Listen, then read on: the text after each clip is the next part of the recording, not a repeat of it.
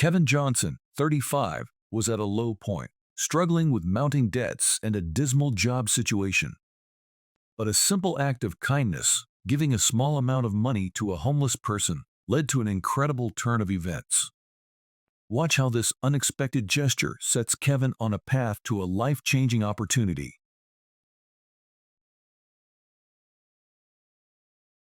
It's freezing. I just want to get home quickly. After finishing my late-night shift, I was heading back to my apartment. On my way, I saw a homeless Persian in tattered clothes. I hurriedly tried to walk past him, but then, "I'm so hungry." His frail voice reached my ears. Honestly, I felt guilty about ignoring him. Even so, I pretended not to hear him and continued walking past. But about 10 steps later, I found myself stopping in my tracks. Before I knew it, I handed him the sandwich I bought for myself and my last $20. The homeless person carefully took it with both hands and said, "Thank you." He offered a small, grateful smile before turning and walking away, leaving me with a sense of something profound yet unspoken. I never imagined that this homeless person would end up changing my life. I'm Kevin Johnson, 35 years old. I'm working part-time at a fast food restaurant. I'm barely getting by, earning just enough to eat while struggling to pay off my debts. My life didn't always look like this.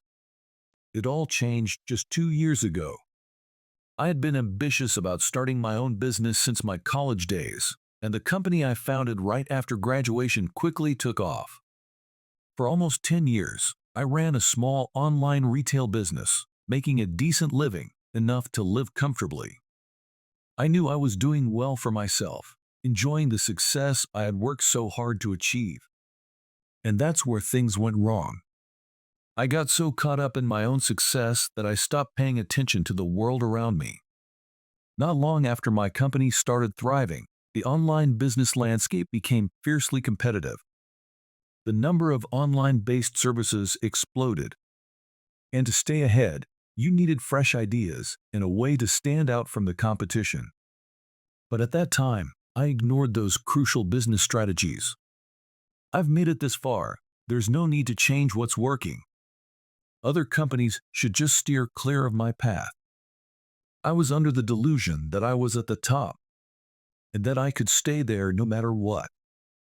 But I realized my mistake only when it was too late to do anything about it. Sales plummeted due to competitors' strategies, and my company was on the brink of bankruptcy.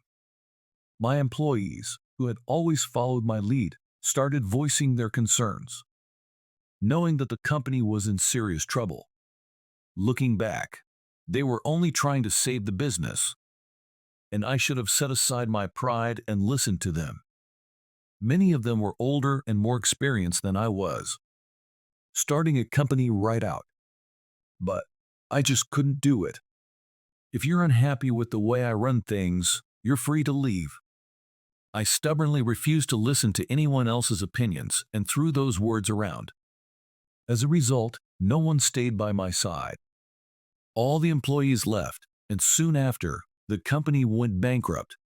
Naturally, I was left to shoulder the company's debt alone, and I lost all my assets. Of course, I couldn't keep living in the fancy apartment.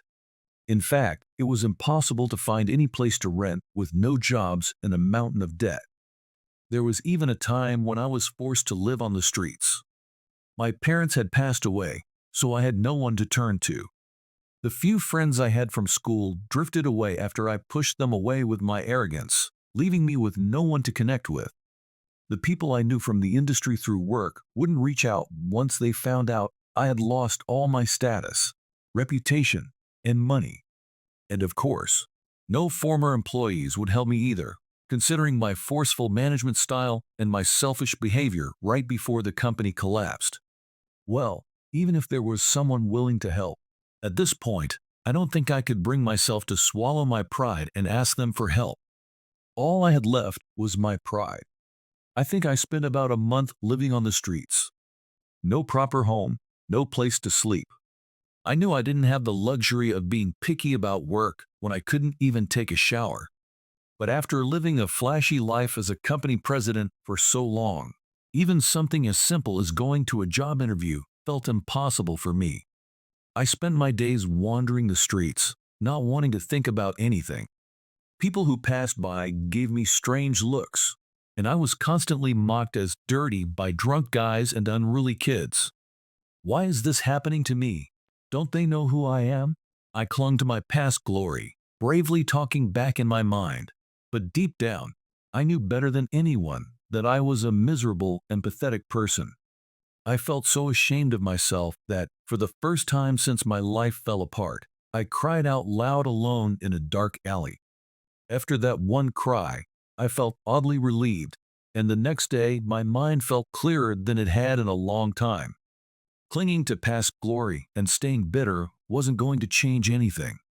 If I felt ashamed and couldn't stand my current life, the only thing to do was swallow my pride and take action, even if it was little by little.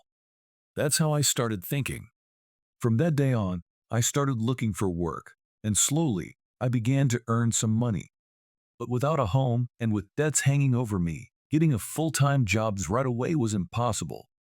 I saved up bit by bit from day labor jobs and eventually moved into a small, cheap apartment in a rough part of town. Compared to the luxury high-rise I used to live in, it was a shocking downgrade. But no matter how shabby it was, having a roof over my head to keep out the rain and wind was a huge relief. After that, I started juggling jobs, working in a warehouse during the day and as a night janitor at a building overnight. I'm doing whatever work I can manage, all in the effort to pay off my debts. But of course, I'm not just living day to day to survive. I'm gathering information and building systems in the cheapest way possible, waiting for the right opportunity to make a comeback. Then, one winter morning, on my way home from my overnight shift, I took a shortcut through a park and saw a homeless person lying on a bench, dressed in rags. I felt a little concerned. But with another shift later in the day, I just wanted to get home and sleep as soon as possible, so I tried to walk past him quickly, pretending not to notice. Just then, I'm so hungry. His frail voice reached my ears. Damn it, I'm in a hurry, but I heard him. I overslept last week after my overnight shift and was late for my day job at the warehouse. If it happens again, I could lose the job. I can't afford to risk my livelihood by helping someone right now. I need to get home and get some sleep as quickly as possible. But even though I used to be ruthless and forceful, earning the resentment of friends and employees alike, it seems I still have a conscience. Ignoring someone asking for help, hungry and cold under the open sky, weighed on me. But in the end, I put myself first and pretended I didn't hear anything as I walked by. However, after about 10 steps, I found myself stopping, because the bench where that homeless person was lying was the very same one I had used as my bed just a few months ago. I knew exactly how miserable and painful it was. Even if I didn't want to think about it, I could see it all so clearly. On a freezing cold night, shivering in just a thin jacket, calling out for help every time someone passed by, only to be ignored like garbage by everyone. I was no different. Wasting time hesitating wasn't an option, so I jogged back to the homeless person. I gave him my sandwich that I had just bought for breakfast tomorrow. I intended to leave it at that, but once I started, I couldn't just walk away. I took out a $20 bill from the little money I had left after paying this month's debts. Honestly, I didn't have any money to spare for anyone else. But knowing that this man was enduring the same harsh days I had on that bench, I couldn't help but want to do something.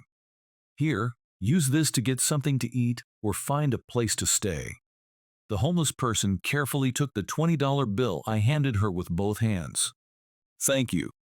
It was only then, from her voice, that I realized the homeless person was a woman.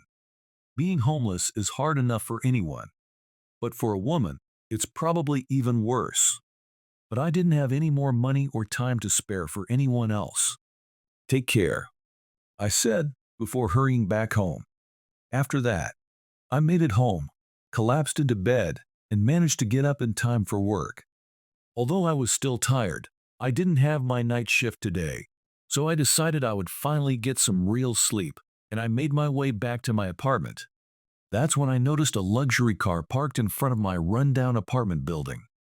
I've grown used to my current life, but seeing something like a luxury car, or someone in a sharp suit carrying an expensive bag, it always makes me uncomfortable, reminding me of the life I used to have. I try to avoid it when I can. What is a car like that doing in front of this dump? I should just ignore it and get inside as quickly as possible. That's what I thought to myself as I walked past the car, trying not to pay attention. But then the driver's door opened, and a woman stepped out, dressed sharply in a suit and high heels, looking every bit the part of a successful businesswoman.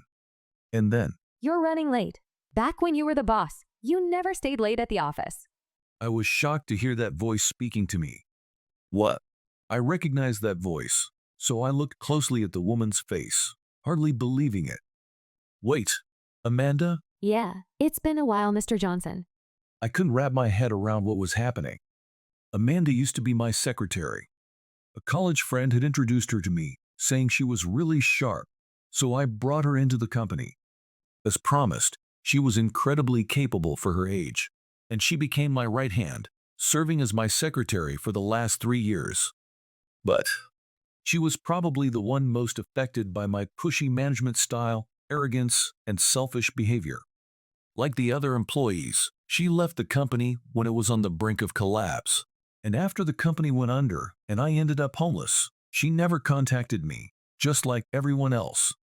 I know I earned their resentment to the point that no one reached out to me, so I don't blame her or anyone else for not keeping in touch. But still, I was genuinely surprised that she came to find me now. As I stood there, too stunned to speak, Amanda continued. It looks like you haven't had dinner yet. If you'd like, why don't we go together? She must have noticed the fast food burger I picked up for dinner. Amanda said this as she opened the rear door of the car. Sure. I didn't have any reason to refuse, so I got into the car, still unsure of what was going on. I didn't know why Amanda had suddenly shown up after all this time. But maybe seeing a former colleague brought back some nostalgic, even happy feelings. Little did I know those feelings would be crushed within the next few minutes. The car pulled up to a fancy restaurant I used to take Amanda to during my days as a company president. Back then, I chose places like this to show off my wealth, bringing Amanda along just to make a point. But now, there's no way I could afford a place like this. Seeing my hesitation, Amanda said, Since I invited you out of the blue, let me take care of the bill. Come on, let's go. Hearing those words, I felt my face heat up with embarrassment. After we entered the restaurant, Amanda casually ordered a course that was even more expensive than the ones I used to treat her to. Now that I think about it, the luxury car she was driving, her sharp suit, polished shoes, and expensive-looking bag. She acted like she was a regular at this high-end place. Unlike me, who was saddled with debt after the company went under, she must have found a decent job using her experience as my secretary. But still, isn't this a bit too much luxury? She was nothing like the Amanda I remembered.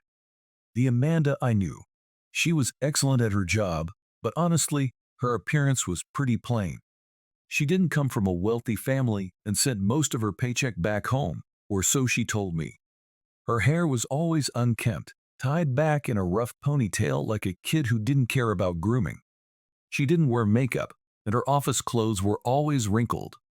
Her suits and shoes were not only cheap-looking, but also so worn out that the jackets had pilling and loose threads, making it embarrassing to bring her along to client meetings or parties. Her colleague made a comment about it, but I remember she didn't seem to care. I vividly remember one of the most memorable times we had working together. What? The project we were working on was scrapped. Why on earth would they do that?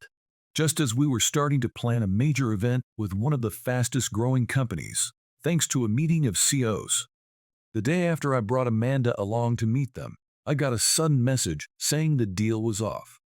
I thought everything had gone smoothly, so I couldn't understand why they backed out, and I pressed for an explanation. What they told me was unbelievable. Well, this is a bit awkward to bring up. Your secretary, Amanda, was it? Is there anything you can do about her? I understand she must have some skills to be in that role, but she's just too plain and doesn't quite fit with the image we want for this event. You see, our business is mainly in the fashion industry. It doesn't reflect well on us if the people we work with don't have a polished appearance. I'm really sorry about this. I fully understood where they were coming from, because those were the same frustrations I had felt about Amanda for a long time. That's why I had mentioned it to her so many times. But Amanda never tried to change. At that moment, Mr. Johnson, I bought what you asked for. I'll leave the change here. seeing Amanda still walking around in those shabby clothes, I finally lost my patience. I threw the small change she handed back at her and yelled, "Keep the loose change and buy yourself some makeup. How can you step outside looking like that? Aren't you embarrassed? You're an eyesore. You look like a total loser." I had shouted at her like that once. Remembering everything so clearly, I finally understood something. A once proud CEO, now bankrupt, in debt, and with a history of homelessness. There could only be one reason why Amanda went out of her way to find me and take me to a high-end restaurant. She invited me today just to rub it in. She must have invited me here just to get back at me for all the times I mocked her for being poor and not dressing well. The fact that I didn't see it coming and just tagged along makes me feel pathetic and ridiculous. To top off my despair, Amanda handed me a business card. I couldn't believe my eyes. The card was from a new, rapidly growing e-commerce company, and under her name, it said, "CEO. After my company went bankrupt, it seems she started her own business and became the CEO herself. No wonder she'd want to rub it in the face of the arrogant former boss she despised, now that I'm in such a miserable state." While I was hitting rock bottom, Amanda was rising to the top, gaining status and respect. I felt beyond humiliated. It almost seemed absurd. I didn't even have the energy to be angry or tell her off. Besides, when would I ever get to eat a meal this good again? I decided to swallow my pride, suppress my emotions, and just enjoy the meal. I figured that if I showed any signs of resentment or tried to save face, it would just play right into her hands. While I was thinking this over, Amanda said something unexpected. I know this is sudden and may seem presumptuous, but would you consider helping us out? What? I never imagined hearing something like that, not even for a second. Of course, I couldn't come up with an answer right away. I just stood there, dumbfounded, unable to say anything. But Amanda waited patiently, looking directly at me until I managed to find my words. Her calmness helped me start to regain my composure, but accepting her offer was a different matter. What exactly do you mean? I may not look like it, but I'm busy every day. Even though we used to work together, I don't have time for volunteer work. I figured Amanda must see me, living in a rundown apartment and working odd jobs, as someone with nothing better to do. But it turns out I was wrong. I'm sorry if I wasn't clear. I never expected you to help for free.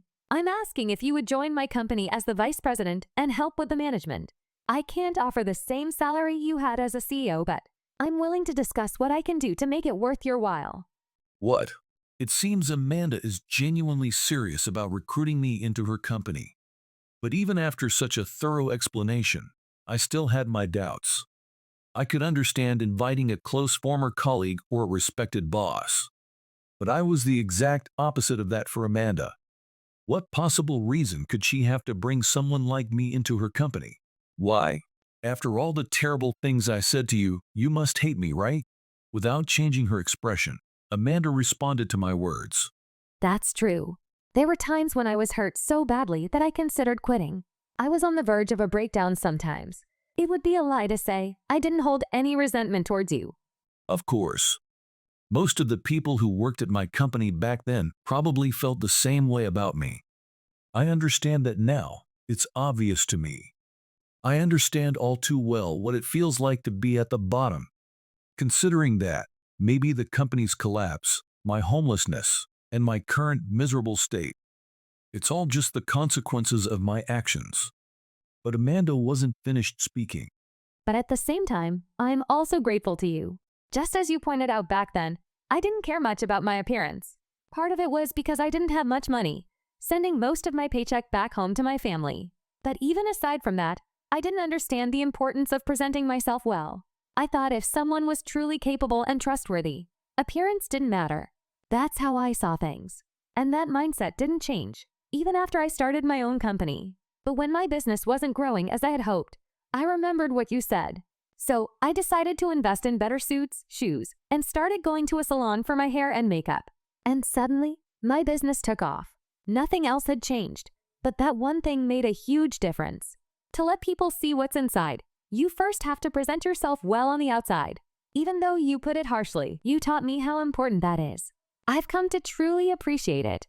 As she finished, Amanda looked at me with a sincere expression. Really? I didn't expect this. I never imagined I'd be thanked like this. Also, it seems Amanda took my words back then in a positive way. To be honest, I didn't think much about Amanda when I said that. So being thanked again makes me feel even more apologetic. Seeing my confusion, Amanda continued. And because I worked closely with you as your secretary, I know this. You are clearly exceptional as a business leader. The only problem was how you interacted with your employees. I heard through the grapevine about the struggles you went through after the company collapsed. I thought it might be presumptuous of me, a former subordinate, to try and recruit you. But I believe having your expertise would be invaluable for the future of my company. However, if you treat people the same way you did before, it will only lead to the same outcome as your old company. That's why I took the liberty of testing you, betting that the hardships you faced since then have changed you. I had been listening carefully to everything Amanda was saying up until that point. Testing me. I couldn't help but react to her words. Then Amanda said something I couldn't believe. Yesterday, you gave food and money to a homeless person, didn't you? What? Oh, you saw that? That was me. Time seemed to freeze for a moment after Amanda said that. What? Still struggling to process the situation, Amanda continued. You're someone who can imagine others' pain and help them. I don't mean to be presumptuous, but it seems you're not the same person you used to be. I'd like you to join my company and help us build something great together. Honestly, hearing those words almost brought me to tears. I had never admitted how much I regretted my past actions, fearing it would push me over the edge. But I couldn't stop wondering if there was more I could have done for the employees who chose to work for my company. Every day since the bankruptcy, thoughts like that haunted me. If only I hadn't said those things. If only I could go back and do it differently. Pointless thoughts, day after day. But now, thanks to Amanda, who I probably hurt the most, I might finally have a chance to get back to where I want to be. It's not about status or prestige. This time, I want to value the people who gather around me and truly start over. Is it okay for me to think this way? I agreed to join Amanda's company as the vice president, and we finished our meal. She said she'd follow up with the details later, so we exchanged contact information. And after that, she drove me back to my apartment in that luxury car. As I was about to leave, Here, Mr. Johnson. Amanda handed me something. I opened my hand to see what it was. It was some loose change. It's the change from the money you gave me yesterday. Keep the loose change and get yourself something nice. Amanda said with a sly smile. I realized she was throwing my own words back at me, so after a moment of thought, I replied, No, it's hard-earned money, worth every penny. You're right. I'll be in touch. Amanda smiled warmly and drove off, leaving me with a sense of satisfaction and a hopeful anticipation for what's next.